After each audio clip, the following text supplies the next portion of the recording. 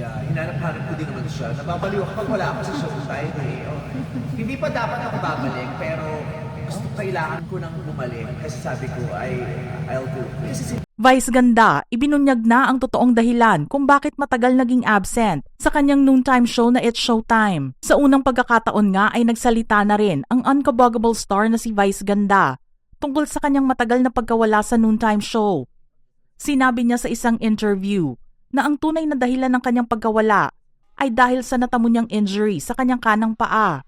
Dito niya ipinaliwanag kung ano ang nangyari sa kanya at kinailangan niyang mawala ng mahigit 1 buwan sa programa. Aniya, na-injure yung right foot ko. May tumubong hindi ko alam dahil sa ilang taong ko ng pag-heels. Parang nagkakalyo siya something. Tapos nung nadapa ako, nung ilang buwan nang nakakaraan, parang na-bruise siya. Ito rin ang dahilan na ibinigay ng dati niyang manager at kaibigan na si OG Diaz nang minsang matanong ito tungkol sa kanyang pagkawala. Sinabi niyang may iniindang masakit si Vice sa bandang paa niya, kaya kinailangang magpahinga. Naungkat naman sa pahayag ni OG, ang sinabi niyang baka may iba pang proyekto na ginagawa si Vice at kinailangan din niyang magpaalam sa management na mawawala siya ng matagal sa kanilang programa. Dito na lumabas ang ilang mga haka-haka ng netizens na nagsasabing may magbabalik sa mga ginawang programa niya. Lumabas ang balitang ibabalik ng ABS-CBN ang late night talk show niya na Gandang Gabi Vice.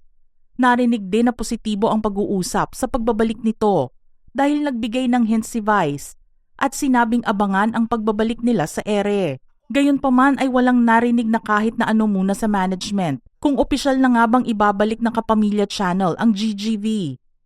Sumunod naman na pinag-usapan ang tungkol sa pagiging host niya ng Drag Race Philippines. Matagal na rin gusto ng mga taong makita si Vice sa nasabing programa. Sa loob ng ilang araw, ang fandom ng Philippine Drag Race na binibinis ay kumbinsido na magkakaroon ng isang malaking shift na darating sa judging panel. Nachismis ang pagsama ni Vice, isa sa mga pinakamaimpluwensyang miyembro ng LGBTQIA+ community sa nasabing programa.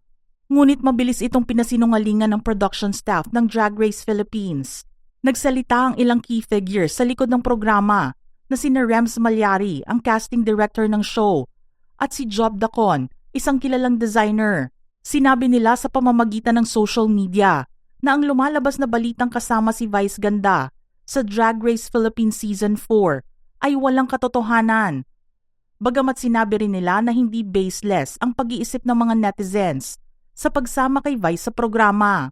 Matagal na rin kasing vocal ang TV host comedian sa pagsuporta nito sa nasabing programa. Gayunpaman nakitang level up ang OOTD ni Vice sa pagbabalik niya sa noontime show at nagsuot pa ng fake breast implants. Ayon sa ilang fans, hiniram niya ang silicone breast implants sa isang kaibigan na drag queen. Kaya naman nasabi nila na baka itinatago lang ang balitang pagsali niya sa Drag Race Philippines para maganda ang sorpresa nila sa pagsisimula ng panibagong season nito. Mga ka-showbiz peeps, anong reaksyon nyo rito? Don't forget to type your comments below.